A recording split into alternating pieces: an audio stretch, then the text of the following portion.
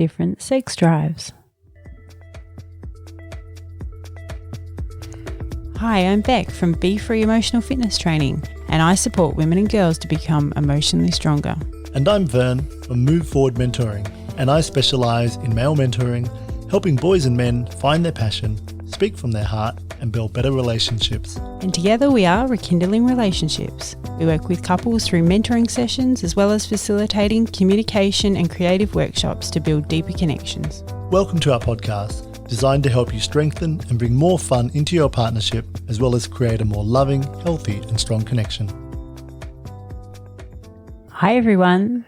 Hey everyone. So this is an interesting topic. This is such a great topic. Because this can be a big problem in relationships, sex drive. Yeah, and when we have a different sex drive, when one person wants more intimacy. They can feel very rejected by that. If you have different sex drives and you don't talk about it, you're never meeting each other, You're kind of a bit resentful too. So one person can be a bit resentful that they're not getting their needs met. Which is really hard. Like, one of the things we want to have in a relationship is to have a close, intimate connection with someone. And if we haven't ever had the experience of that, we don't see that. We don't see that sort of loving attention in our families or as we grow up, then how do we know that's what we want? Have you ever found yourself in this situation where it's so uneven?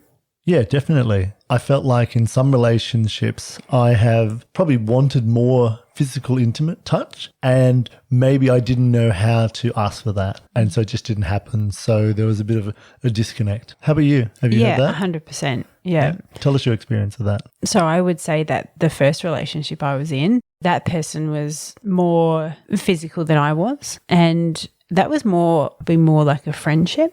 I did not have a high sex drive in that relationship. You were squirming a little while you were saying this. I can see. as with any time we mention sex, Bec squirms a little. You're really good. Like, you really step into it. But I can see sometimes you're like, oh my God, I can't believe I'm talking about this on a microphone. True, huh? Yep, absolutely. And I don't think anyone's met my level since I've been with you, which we're very similar level. Yeah, we have the same love language of physical touch. It's one of our main things. It makes it a little easier. It makes it easier because we're always touching each other to the dismay of our children who see a lot of butt squeezing going on around the house. And not just me. I'm not the one just doing the butt squeezing around here. I think we have been caught by all of them, though. We have.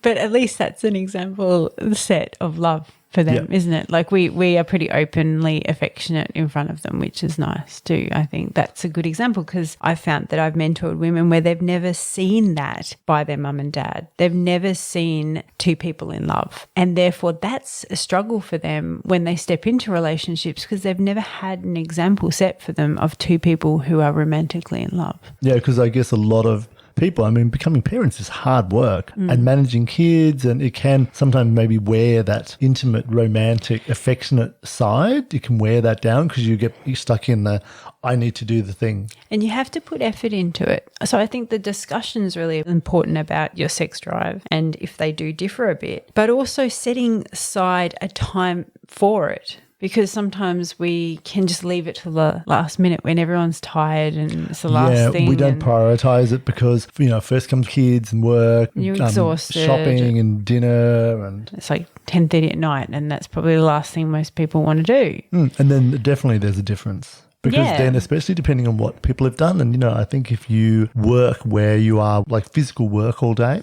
you can be physically exhausted when you come home. If you work with people, like you're a teacher or a social worker, or work in offices, you might just be sick of people by the time you come home and just don't want to be. Want some space. Want space. So another thing that comes between people is maybe what they like or what they don't like in the bedroom. So it's about having those conversations again, isn't it? Yeah, because you might be very adventurous. You might have a high adventure drive in an intimate space. And the other person might be very vanilla. And that's okay. But how do you meet? Because that's a tricky one.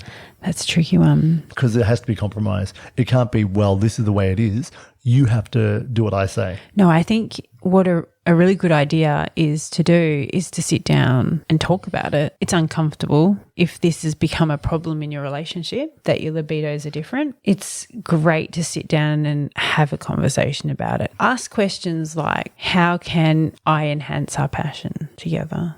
So that's talking about how can I meet both our needs. Yes. Yep. What turns you on?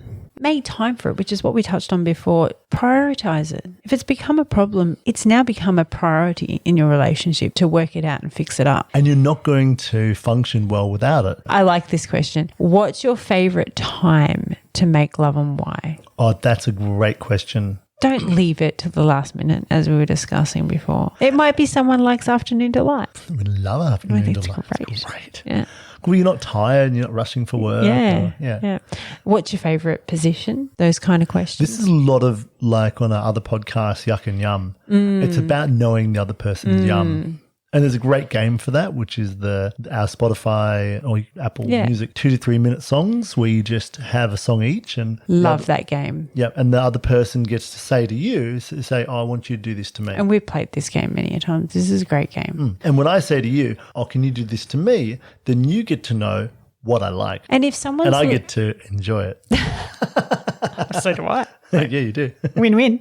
And if someone doesn't have a strong libido like the other one, it doesn't have to lead to sex. Yeah. So, it can be just that beautiful experience of intimacy together that's basically edging or foreplay for days until you actually get to that point where the other person wants to have sex. And that's okay too. That's fine. Yeah, that's fine. Yep. And the reality of it is if you're pushing into that space... Doesn't have to be destination. Don't be destination focused. If you're pushing in that space because you want the other one to have sex more with you, then you're getting it through coercion or force. The other person doesn't want it. That's right. And they're going to want it less if you do that too. Yeah, they'll obviously want it less. But if you can actually work out where to meet them and there's a conversation between you about how we can move this to a space where we both feel satisfied in this relationship. I think another really good question is there something sexually you've always wanted to try? About adventure. Yeah, and how often would you like to have sex, ideally, in an ideal world? Think about how many people is probably triggering the daylights out of. It's like, oh my God, I can't talk to them about sex.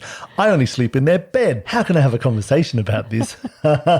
Well, you know what? You're missing out on a whole nice life of enjoyable sex. Yeah. Have these conversations. What? A nice life of enjoyable sex. And it's a square tangle. You're so square sometimes. Also, I think a really good question is what can I do to make our sex life better? So be proactive. That's not a monologue. Yeah. That's not a one-way conversation. The other person then has to ask the same thing and do that. It takes effort for both parties. It does take effort. And it might be one person says something, the other one's just like, no way. That's the yuck and the yum. It's like, okay, so that's all right. You don't want to do that. Let's talk about why. Or let's talk about what else we can do. Shouldn't never be, everything's off the table because of my past experiences or my past stuff. How do we meet each other? I'm going to ask you a question. You gave me an intent look just then. I was expecting a question. You find this subject very easy to talk about. And I find it very easy to talk about with you. Yeah. But have you ever been in a situation where you found this subject hard to talk about? I don't think I've ever spoken this freely and openly about intimacy and emotionality with a woman. Okay, interesting. Because there will be people sitting out there that go, like you said, oh my God, this is so hard to talk about with my partner. Yeah, I couldn't imagine talking about a lot of this stuff that we talk about with my past partners. I think I didn't know that it was actually a thing you did. I never got taught that I should have a conversation about intimacy in the bedroom. It's just a given. Just a given. Given that you should know. You should know. You should know what the other person wants all the time. All the time. Because, of course, we're mind readers. But I've been in the same space too, where I haven't found this subject at all easy to talk about with past partners. But with you, easy peasy. It's that holding space for each other. And, I'm not going to make you wrong, even though, you can be quite kinky sometimes. And sometimes... Shh, I'm not allowed to say that. I've never yuck you yum. No, I'm embarrassed. It's so cute. Blushing the same colour as a jumper right now. Thanks for listening, everyone. It's time to end the podcast. I think what's wonderful is that I think for the first time in your life, you've been able to actually ask for what you want and get it and enjoy being in an intimate space more and more. And so have I. I think we meet each other because we're willing to listen to each other's needs. And be open about it. Try to see from the other person what they want. And if there is a problem, it's actually talk about it and go, oh, I'll be like, sometimes I don't like it when you're really rough with me because because I think you might hurt me. She's so strong. I reckon she could arm wrestle me down. She's looking at me now like, really? Have we gone there? He's just using this as an example. Like, I just love the expression on your face when I say something. You're like, oh my goodness. There's What's great no is that, uncomfortable ground for Ben. No, none at all. And that's something really different about us in that sexual space is that, I'm come from a space where I always talk about it and you haven't in the past. And that's partly due to being in a religious cult which didn't value intimacy in the same way, I believe. No, sex was just a function to have kids, really. And, even if you did have sex, there's so many rules around having sex that it kind of ripped all the enjoyment out of it. So therefore, this can be a problem for couples out there where their upbringing is quite different and sex isn't something that's talked about freely. It's a taboo subject. And therefore, it makes this quite hard for them to have these conversations. What would you recommend for couples out there that their sex drive is so different that they're really struggling to find some common ground on this? And can they find a common ground on this? That's a really good question. I don't know whether if you have different love languages, like we have physical touch is an important one for us. So we're always touching and holding, and that allows us to then step into the next part of being in, an intimate space. But if you have one person who just doesn't want to have sex and the other person always wants to have sex, then you're going to have some problems. Tricky.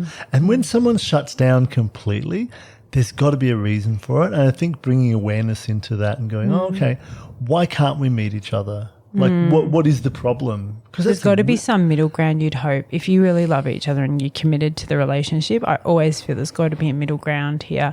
And I think these conversations are really important. Like, what turns you on?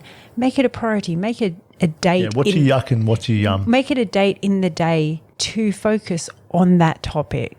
I also like the question that, what's your favourite way for me to let you know that I want to have sex, so like those kind of questions. So we're not just stabbing in the dark with our partner. And stabbing in the dark? Is that a euphemism? That's a good one. Thanks. Yeah, we're not just trying to work it out with this belief that we know what our partner wants, because obviously everything's the same. Yeah. When it's not the same, is it? And take that time out to enjoy it, not leave it to the last minute where it's become a chore. So it's prioritize your intimate space, prioritize that in your relationship, spend time talking about it, and then spend time doing it. Have fun doing it. Have fun doing that.